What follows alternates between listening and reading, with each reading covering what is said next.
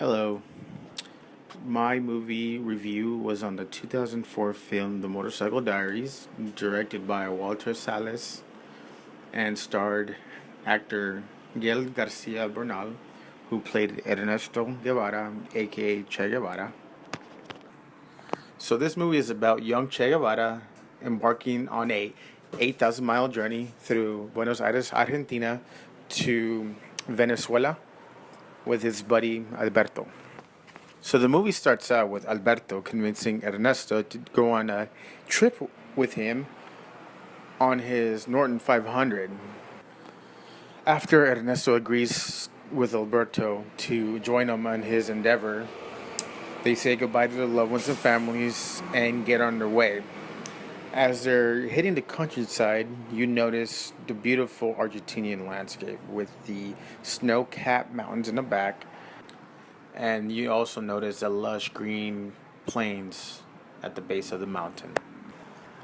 The scene that really paved the way for the rest of the movie was when Alberto was driving a motorcycle and he loses control and he crashes into a ditch and the bags fly everywhere, and Ernesto particularly scrambles to this one bag, and you notice that there's a puppy inside, and they didn't show that in their previous scenes, and Alberto was really baffled why you would have a puppy with him, and Ernesto said that it was for his girlfriend, and they both start arguing, and I thought it was really funny, and like I said before, it really paved the way for the rest of the movie. On their journey to different destinations, they always have beautiful backdrops of snow-capped mountains, lush green fields, rural areas, and it really captures the beauty of the countryside in Argentina. One scene that really stood out to me is when they were in San Martin de los Andes, Argentina. There were beautiful Andes mountains with snow-capped mountains in the background, and you could tell those mountains were really huge. These two guys really did not have a concrete plan as to how they were going to get around. They just knew where they wanted to go, but they really did not have a plan and how to get there. These two don't really have any money, or none at all. The only money they have is 15 US dollars that Ernesto's girlfriend gave him just in case he went to the US to buy her a bathing suit. It was quite clever how they managed to get food. One of them being using their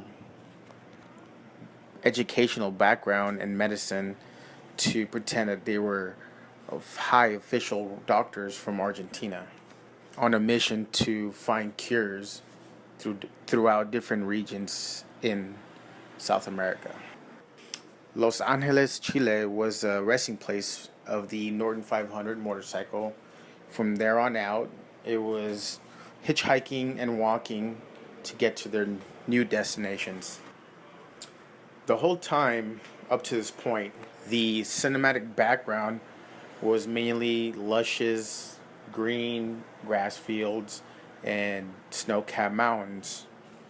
Then there is a scene where Ernesto gets a letter, and we do not know what it says officially, but we have an idea it's from his girlfriend.